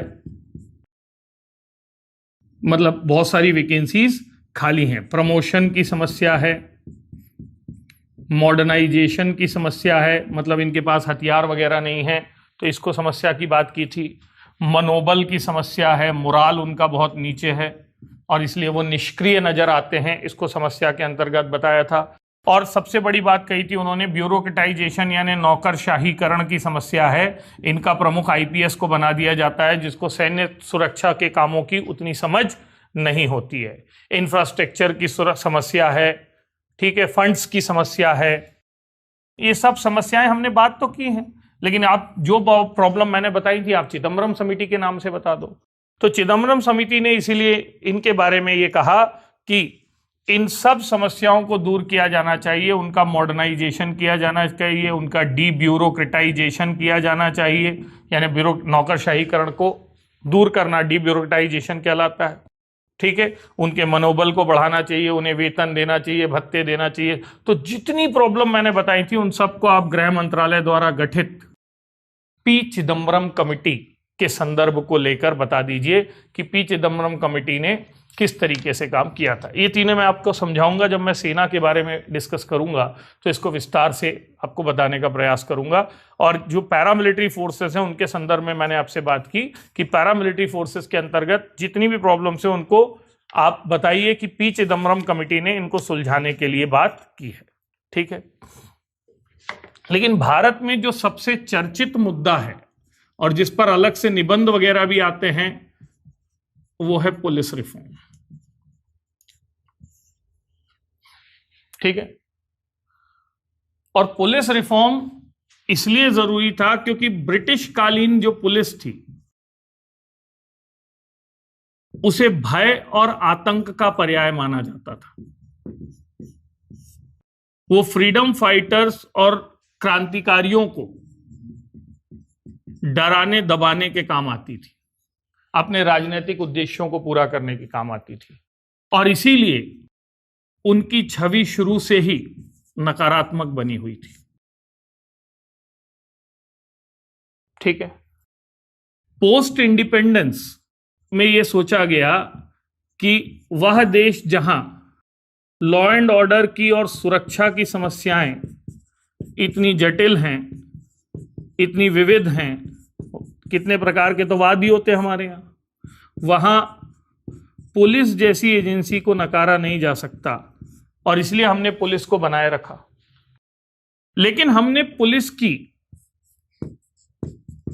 मनोवृत्ति में बदलाव की कोशिश नहीं की। बदलाव यह चाहिए था हमें कि अब हम कहते हैं कि अब पुलिस का काम डराना नहीं है, अब पुलिस का काम बचाना है। यह सोच का बदलाव हम पुलिस में लाने में असफल रहे और इसीलिए आज भी पुलिस का नाम भय और आतंक का पर्याय ही बना हुआ है। हमने बहुत सारी अभिनव कोशिशें की यहां पर, इसी को कहते हैं जनमित्र पुलिसिंग का विचार। अभी कोविड के दौरान आपने जनमित्र पुलिसिंग के उदाहरण देखे, दोनों देखे। आतंकी पुलिसिंग का उदाहरण देखा जहां पर बहुत सारे वो क्या बोलते हैं आप मेम्स वगैरह बने जिसमें कहा गया कि भाई अपने पीछे शील्ड लेकर जाओ क्योंकि पुलिस वाले लठ मार रहे हैं। लेकिन हमने जनमित्र पुलिसिंग भी देखी। छत्तीसगढ़ के बिलासपुर में पुलिस वालों ने बिना मास्क के या लॉकडाउन के दौरान निकलने वालों को आरती करके माला पहनाई। ये वो मुन्ना भाई वाला स्टाइल है जहां शर्म के मारे सामने वाला व्यक्ति आगे से गलत काम ना करे। तो उन्होंने कहा कि ये योद्धा हैं ये लोग जो ऐसे समय भी इतना साहस जता रहे हैं, तो उनको माला, फूल माला, तिलक, आरती के साथ को किया गया। आपने देखा है कि हेलमेट पहनने की मुहिम में कई जिलों में, कई राज्यों में गुलाब का फूल दिया गया। ये पीपल फ्रेंडली पुलिसिंग है कि भाई समझाने का काम भी पुलिस करती है, पुलिस का काम सिर्फ डराना या लठ मारना नहीं है। और जनमित्र पुलिसिंग का एक दूसरा आयाम भी है जहां पर पुलिसिंग विथ पीपल के विचार पर जाती है। पुलिस का यह मानना है कि अपराध समाज से पैदा होते हैं और यदि समाज के लोग ही अपराध रोकने के लिए ठान लें तो समाज में अपराध कम हो सकते हैं। और इसलिए जरूरी है कि पुलिसिंग के काम में, और पुलिसिंग का मतलब होता है अपराध की पहचान, जांच, identifying and investigating the crime. Policing का मूल भाव है identifying and investigating the crime. तो उन्होंने कहा it will be easy to identify and investigate the crime if we have the support of the local people. यदि हमें स्थानीय लोगों का सहयोग मिलेगा, स्थानीय लोगों की मदद मिलेगी, तो हमारे लिए आसान होगा कि हम पुलिसिंग कर पाएं, लोगों की सुरक्षा कर पाएं। और इसीलिए जनमित्र पुलिसिंग के अंतर्गत, पीपल फ्रेंडली पुलिसिंग, इस पर अलग से बात आती है, के अंतर्गत इन तरीकों पर भी विचार किया जा रहा है। जैसे आपने सुना होगा, दिल्ली पुलिस का हाथ, यूपी पुलिस का हाथ सदा आपके साथ, with you, for you, always, ऐसे सब नारे जो हैं वो सब पीपल फ्रेंडली पुलिसिंग के ही है। लेकिन इन तमाम नारों के बावजूद इस समय पुलिस की संरचना हो, प्रक्रिया हो, व्यवहार हो, हर जगह बहुत सारी समस्याएं हैं, बहुत सारे संकट हैं। और इसीलिए पुलिस सुधार को भारत में एक महत्वपूर्ण जरूरत के तौर पर देखा जाता है। और इस जरूरत को आजादी के बाद से लगातार महसूस किया गया, पर किसी न किसी राजनीतिक कारण से पुलिस सुधार को टाला जाता रहा। हमारे हुक्मरानों ने पुलिस को आजादी के बाद भी भय और आतंक के हथियार के तौर पर प्रयोग किया। पॉइंट 1, हमारे हुक्मरानों ने आजादी के बाद भी पुलिस को अपने राजनीतिक विरोधियों को ठिकाने लगाने वाले हथियार के तौर पर यूज किया। पॉइंट 2, हमारे हुक्मरानों ने पुलिस का प्रयोग अपने राजनीतिक हितों, उद्देश्यों को साधने के लिए किया, सरकारी मशीनरी के दुरुपयोग के लिए किया, चाहे वो आपातकाल के दौरान दिखा हो या नोटबंदी से लेकर लॉकडाउन के दौरान। पुलिस को अपनी राजनीतिक महत्वाकांक्षाओं के अंतर्गत प्रयोग करने की इच्छा हमारे हुक्मरानों में हमेशा से थी। अब जब आपके देश के नीति निर्माता पुलिस का दुरुपयोग करना चाहेंगे तो दुरुपयोग तभी हो सकता है जब व्यवस्था में होल्स हो। यदि व्यवस्था टाइट हो जाए, यदि व्यवस्था फुल प्रूफ हो जाए, यदि व्यवस्था में कोई कमी ना रहे, यदि व्यवस्था में सुधार हो जाए, तो आप उसका दुरुपयोग नहीं कर पाओगे। और इसीलिए लोकपाल और महिला आरक्षण के बाद यह के साथ एक तीसरा मामला जिसको हमारे राजनेता सारे दलों के चोर चोर मौसेरे भाई बदस्तूर लगातार टालते आ रहे हैं, वो पुलिस सुधार का मुद्दा है। पुलिस सुधार भारत में सबसे लंबित सुधारों में से एक है, ऐसा क्वेश्चन हो सकता है। Police reforms are the most delayed reforms in India. और वो डिलेड क्यों है ये समझना जरूरी है, क्योंकि पुलिस अपने खराब रूप में ही मिसयूज हो सकती है। यदि पुलिस में सब कुछ सही हो गया, पुलिस की नियुक्तियां इंडिपेंडेंट इंपार्शियल होने लगी, पुलिस की पोस्टिंग इंपार्शियल होने लगी, तो एक पुलिस वाला एक दिन में, 2 दिन में जिले में लॉ एंड ऑर्डर की स्थिति बना सकता है, यदि नेताओं के फोन आने बंद हो जाए तो, या आकाओं का दबाव बंद हो जाए तो, या सरकारों की भूमिका ना हो तो। अभी तो पुलिस वाला अपना सामान भी नहीं खोलता है, क्योंकि उसको पता है जो ईमानदार पुलिस वाला है उसको ज्यादा से ज्यादा कितने दिन रहने मिलेगा, थोड़े दिन में वो किसी की बात नहीं मानेगा और उसका ट्रांसफर हो जाएगा। ये फिल्मों में तो आप देखते ही। तो चूंकि हमारे राजनेता पुलिस का लगातार दुरुपयोग करना चाहते हैं, इसलिए वो पुलिस में सुधार नहीं होने देंगे। चूंकि हमारे राजनेता सीबीआई का लगातार दुरुपयोग करना चाहते हैं, इसलिए वो सीबीआई को ऑथेंटिक या सरकारी नियंत्रण से बाहर लाने के लिए तैयार नहीं है। और इसीलिए भारत में सर्वाधिक लंबित सुधारों में से एक सुधार माने जाते हैं पुलिस रिफॉर्म्स। तो यदि टॉपिक आता है पुलिस रिफॉर्म्स, तो आप 3 हिस्सों में चर्चा कीजिए। एक, पुलिस रिफॉर्म की पृष्ठभूमि, इसमें आप बताइए कि कैसे ब्रिटिशकालीन पुलिस और स्वतंत्रोत्तर पुलिस का चाल चरित्र और चेहरा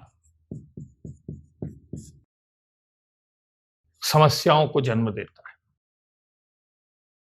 ठीक है, फिर दूसरे लेवल पर आप समस्याओं का उल्लेख कीजिए कि पुलिस बल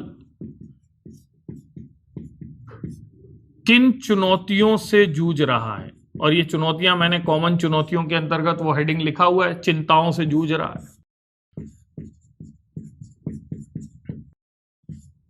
राजनीतिक हस्तक्षेप, समन्वय, जितनी समस्याओं की बात होती है उन सब का उल्लेख आप कर सकते हैं। और पुलिस में तो आप कुछ चीजें और भी जोड़ देंगे। इसके पास एक और समस्या है जिसका नाम है वर्कलोड। उसे सिर्फ पुलिसिंग नहीं करनी है, पुलिसिंग के साथ उसे ट्रैफिक भी देखना है,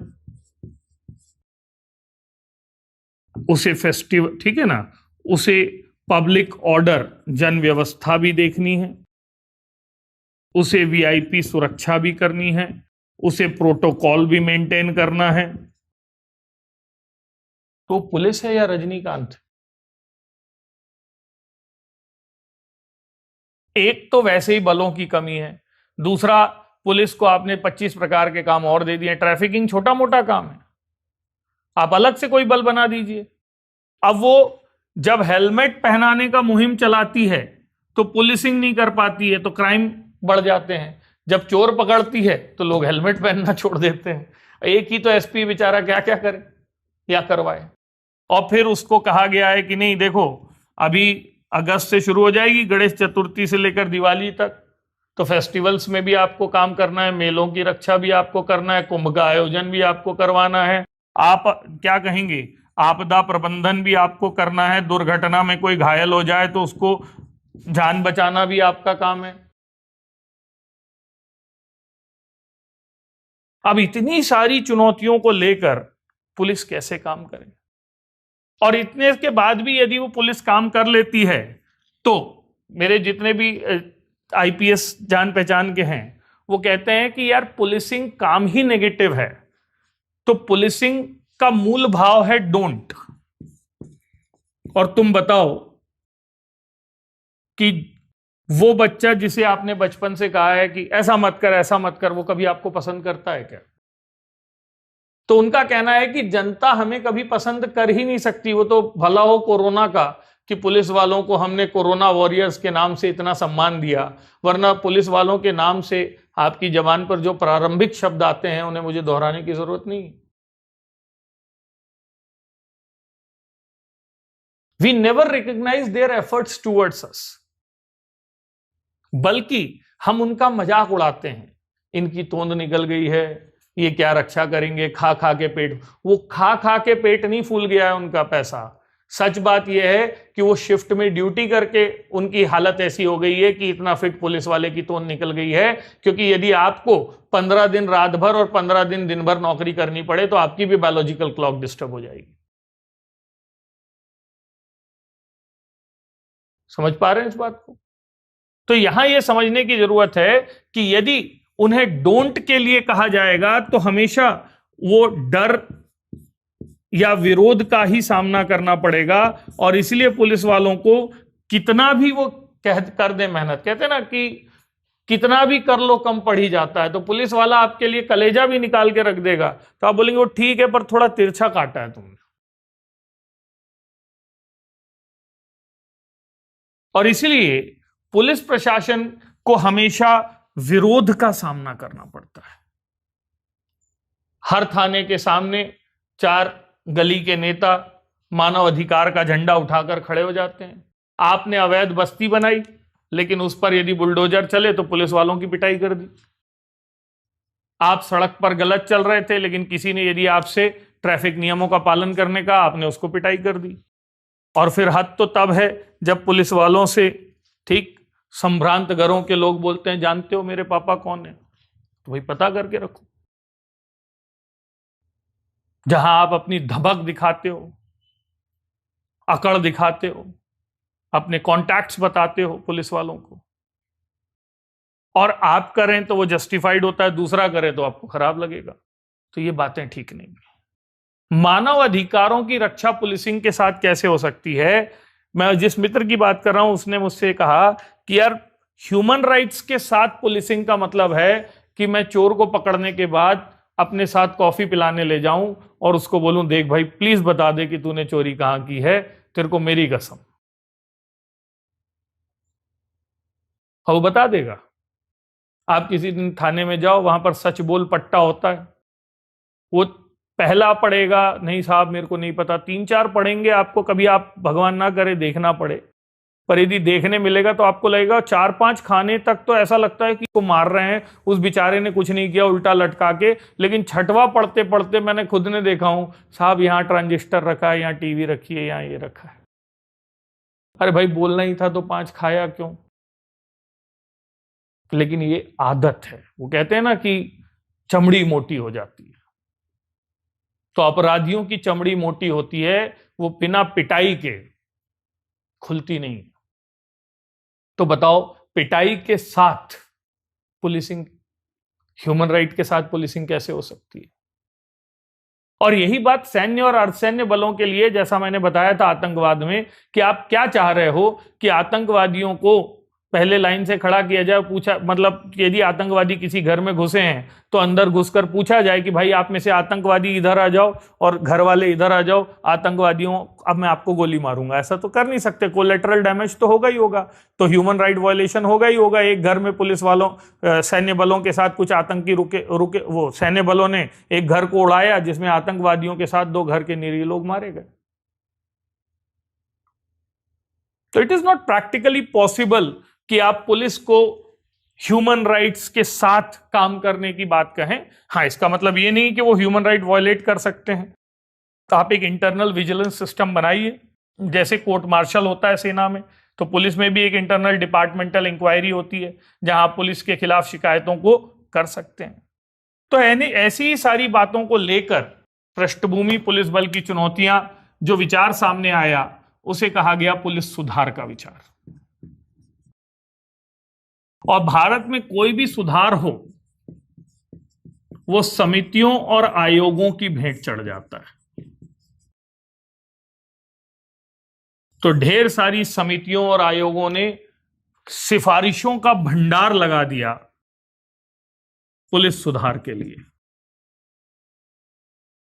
लेकिन इन सिफारिशों पर सरकार ने कोई एक्शन नहीं लिया, क्योंकि सरकार पुलिस नामक उत्पीड़न के यंत्र को सुधारना नहीं चाहती थी। यदि पुलिस सुधर जाएगी तो सरकार के गंदे काम कौन करेगा? तो भारत में पुलिस सुधार के नाम पर समितियों की झड़ी लग गई।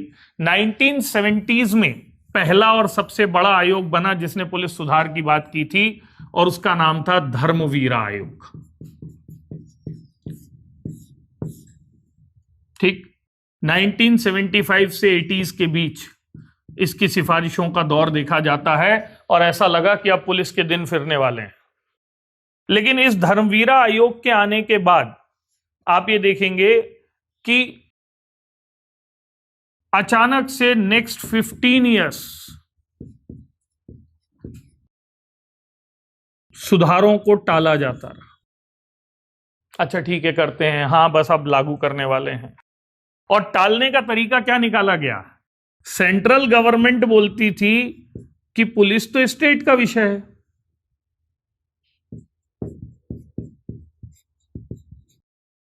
और स्टेट गवर्नमेंट बोलती थी कि पुलिस रिफॉर्म के लिए हमको सेंट्रल के द्वारा सपोर्ट नहीं मिल रहा, जो रिसोर्सेस चाहिए वगैरह चाहिए वो हमको मिल नहीं रहा है। तो केंद्र और राज्य सरकारें एक दूसरे के सर पर ठीकरा फोड़ती रहती थी सुधारों का, और सुधारों को टाला जाता रहा। मिड 90s में 1990 के मध्य में जब सुधारों पर कोई कार्यवाही नहीं हुई तो कोर्ट में PIL दाखिल हुई कि सरकारें पुलिस सुधार को लेकर गंभीर नहीं है। सुप्रीम कोर्ट में मामला गया कि पुलिस सुधारों को लेकर काम नहीं किया जा रहा है। और जब यह मामला कोर्ट में गया तो वाजपेयी गवर्नमेंट के समय से फिर से पुलिस सुधारों के लिए उन्होंने कहा देखो धर्मवीरा की सिफारिशें तो बहुत पुरानी हो गई हैं, तो I think it is the time of 1997-98 जब सुप्रीम कोर्ट के द्वारा आदेशित किए जाने पर सरकार ने पुलिस सुधार पर फिर से काम किया। लेकिन उन्होंने कहा कि चूंकि धर्मवीरा की सिफारिशें ओल्ड हो चुकी हैं तो उसको रिन्यू करने के लिए हम समिति बनाएंगे और इसके बाद भारत में पद्मनाभ भैया कार्यबल, मलीमथ कमेटी, मतलब फिर से समितियां बनाने का काम शुरू हो गया। ठीक है, तो मैं पद्मनाभ भैया का नाम याद है मुझे, मलीमथ, सोली सोराबजी कमेटी। अब अगले 2-3 साल इन्होंने फिर समितियों में काट दिए। अब 2-3 साल जब समितियों में काट दिए गए तो सुप्रीम कोर्ट ने फिर कहा कि भैया अब क्या है, तो उन्होंने कहा आप सुधारने की कोशिश करते हैं कि नहीं अब हम सुधार करेंगे। क्लियर है? लेकिन अगले 2-3 सालों तक जब कार्यवाही नहीं हुई तो अब सुप्रीम कोर्ट की नाराजगी चरम पर चली गई। सुप्रीम कोर्ट ने कहा कि आपने हमारा मजाक बनाकर रख दिया है। ठीक है, और 2006 में Prakash Singh versus union of India case में सुप्रीम कोर्ट ने ही पुलिस रिफॉर्म की गाइडलाइंस जारी की। उन्होंने कहा आप तो समितियों से कभी तय कर नहीं पाओगे कि पुलिस सुधार कैसे होगा, तो चलो हम बता दे रहे हैं, ये 6 पॉइंट हैं। इन पॉइंट्स को अब देखो, सुप्रीम कोर्ट जब कोई गाइडलाइन देती है तो केंद्र राज्य सरकारों को उसको अपनाना पड़ेगा। टाइम में नहीं अपनाओगे तो कंटेम्प्ट ऑफ कोर्ट माना जाएगा, आपको जवाब देना पड़ेगा कि आपने ऐसा क्यों नहीं किया। तो जब लगातार पुलिस सुधारों को टाला जाता रहा, बड़ी लंबी लंबी कहानियां हैं पुलिस सुधार के साहित्य में, मैंने उसको शॉर्ट में समराइज किया है। तो 2006 में प्रकाश सिंह बनाम भारत संघ मामले में सुप्रीम कोर्ट ने यह कहा कि 1995 से उन्होंने पहला आदेश दिया था, मैंने कहा था ना मिड 90s, कि पिछले 11 सालों से लगातार कहने के बावजूद, पिछले, ये स्टेटमेंट है सुप्रीम कोर्ट के, पिछले 11 सालों से लगातार कहने के बावजूद पुलिस सुधारों पर कोई प्रगति नजर नहीं आती। इसीलिए हम पुलिस सुधार के लिए कुछ मार्गदर्शक सिद्धांत, गाइडिंग प्रिंसिपल्स जारी कर रहे हैं। आपसे अनुरोध है कि आप इसे लागू करवाएं। और प्रकाश सिंह केस में उन्होंने पुलिस की बड़ी समस्याओं को टारगेट करते हुए यह आदेश दिया। याद रखिएगा, पुलिस राज्य का विषय होता है, तो उन्होंने कहा प्रत्येक राज्य में एक स्टेट सिक्योरिटी कमीशन बनाया जाना चाहिए। इसका काम होगा पुलिस को राजनीतिक दबाव से मुक्त रखना, पॉलिटिकल इंटरफियरेंस से फ्री रखना। राज्य सुरक्षा आयोग बनेगा तो पुलिसों के ट्रांसफर हैं, प्रमोशन है, पोस्टिंग है, ये सारे मामले ये देखेगा, पुलिस वालों को दबाव मुक्त रूप से काम करने में मदद करेगा। ठीक है, नेक्स्ट, एक पुलिस स्थापन मंडल, पुलिस एस्टैब्लिशमेंट बोर्ड का गठन किया जाना चाहिए, जो कार्मिक मामलों को देखेगा। कार्मिक मामले मतलब वेतन, भत्ते, सेवा शर्तें जिनको लेकर विवाद होता है, पर्स, ठीक है ना। नेक्स्ट, तीसरी चीज, एक पुलिस शिकायत प्रकोष्ठ,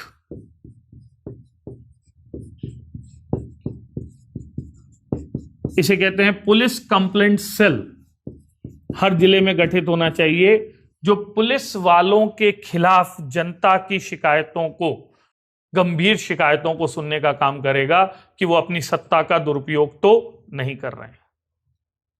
ठीक है, नेक्स्ट, पुलिस डीजीपी का कार्यकाल 2 साल और उसके नीचे आईजी, डीआईजी, एसपी जैसे अधिकारियों का कार्यकाल भी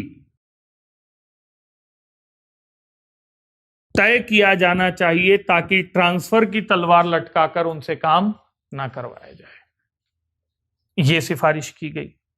ठीक, नेक्स्ट, पुलिस बलों की संख्या को बढ़ाया जाना चाहिए और इसी में महिला बलों को विशेष महत्व दिया जाना चाहिए। ये सब लिखा हुआ है आपके नोट्स में, पर आप याद रखिएगा। And lastly, modernisation of police के लिए काम करना चाहिए। आधुनिक हथियार, आधुनिक ट्रेनिंग, ये सारी चीजों के लिए काम करना चाहिए। ये 6वीं सिफारिश थी। और 7वीं और सबसे इंपॉर्टेंट सिफारिश थी इंडियन पुलिस एक्ट 1861। बहुत पुराना हो चुका है और इसके अलावा आईपीसी, सीआरपीसी, सीपीसी जैसे कानून भी आउटडेटेड हो चुके हैं। तो भारत में पुलिस एक्ट भी नया आना चाहिए और कानूनों को भी रीराइट किया जाना चाहिए। कम से कम 8 सिफारिशें आपको जरूर लिखनी हैं और ये बहुत इंपॉर्टेंट सिफारिशें हैं जिनको आपको याद रखना है पुलिस सुधार से जुड़ी। यदि इन बातों को लागू किया जाता है तो पुलिस सुधार होगा। तो ये कहा गया कि प्रकाश सिंह निर्णय पुलिस सुधारों की दिशा में मील का पत्थर साबित हो सकता था। अंडरलाइन करना, प्रकाश सिंह केस पुलिस सुधारों की दिशा में माइलस्टोन साबित हो सकता था, मील का पत्थर साबित हो सकता था, लेकिन इन सिफारिशों पर राज्यों ने चलता कार्यवाही की, खाना पूर्ति की। कहीं इस्टेब्लिशमेंट बोर्ड बना तो काम नहीं कर रहा है, कहीं सिक्योरिटी बोर्ड बना, कहीं बना तो उसकी शक्तियों को कम किया गया। मतलब इन सिफारिशों को राज्यों ने गंभीरता से नहीं लिया और खाना पूर्ति के तौर पर कुछ जगहों पर कार्यवाही की गई। कहीं इस्टेब्लिशमेंट बोर्ड नहीं है तो कहीं सिक्योरिटी बोर्ड नहीं है, और कहीं यदि है भी तो फिर उनको राजनेताओं को दायरे से बाहर कर दिया गया है। सबसे बड़ा मजाक तो 2 साल के कार्यकाल का बनाया गया। अपने राजनीतिक हित के लिए अपने चाटुकार पुलिस वाले को उसके रिटायरमेंट के 1 महीने पहले डीजीपी बना देते हैं। अब वो रिटायर होने के बाद भी 2 साल तक क्या रहेगा? डीजीपी रहेगा। कई राज्यों में यह देखा गया कि राजनीतिक कारणों से डीजीपी बनाए गए और 2 साल के कार्यकाल का जो कार्यकाल वाला जो आदेश है सुप्रीम कोर्ट का, उसका जमकर दुरुपयोग किया गया, जिस पर कोर्ट में अभी केस भी चल रहा है कि ये 2 साल वाला जो प्रोविजन है, सरकार ने दखल देने की मांग की न्यायपालिका से, इसका राज्य सरकारें मिसयूज कर रही हैं धड़ल्ले से। तो कुल मिलाकर प्रकाश सिंह केस में जो पुलिस सुधारों की उम्मीदें थी वो उम्मीदें धूमिल हो गईं। और अब जो लाइन कह रहा हूं उसको ध्यान से सुनना और समझना आज पुलिस सुधार की स्थिति क्या है। 2017 में सुप्रीम कोर्ट ने जो कथन कहा वही भारत में पुलिस सुधारों की बानगी है। और सुप्रीम कोर्ट का कथन, आई कोट, पुलिस सुधार की दिशा और दशा अपने आप तय हो रही है, हमारी तो कोई सुनता ही नहीं। यह सुप्रीम कोर्ट के जज का स्टेटमेंट है जो पुलिस सुधारों पर सुनवाई कर रहा था। पुलिस सुधारों की दशा और दिशा तो अपने आप तय हो रही है, हमारी तो कोई सुनता ही नहीं। नोबडी हियर अस। ये लाइन ये दिखाती है कि सुप्रीम कोर्ट भी पुलिस सुधार को लेकर असहाय है। सुप्रीम कोर्ट भी अब हार मान चुकी है कि मेरे आदेश के बाद भी यदि पुलिस सुधार नहीं हो रहे हैं तो मतलब सरकार इस सुधार को कभी होने ही नहीं देगी। भविष्य में पुलिस सुधार का मुद्दा भी एनजेएसी की तरह, जैसे एनजेएसी न्यायाधीशों की नियुक्ति का मुद्दा था और सरकार के खिलाफ लड़ाई हुई थी, पुलिस सुधार के मुद्दे पर भी भविष्य में बहुत संभव है कि सुप्रीम कोर्ट और सरकारें आमने सामने हों। और अब सुप्रीम कोर्ट क्या करेगी ये सोचा नहीं जा सकता, क्योंकि सुप्रीम कोर्ट अपनी तरफ से सब कर चुकी है। और वो जब ये कह चुकी है शीर्ष अदालत कि हमारी तो कोई सुनता ही नहीं, तो इसके बाद यही कहा जा सकता है कि सरकार को सद्बुद्धि आए और वो भारत में पुलिस सुधारों को लागू करे। तो मेरे विचार से पुलिस सुधार इस विषय पर यदि निबंध आता है, पुलिस सुधार यदि इस विषय पर कोई बात आती है तो आप यहां तक इस पर चर्चा कर सकते हैं। तो यही है हमारा टॉपिक, जिसको हम कहेंगे भारत में पुलिस सुधार की दशा और दिशा।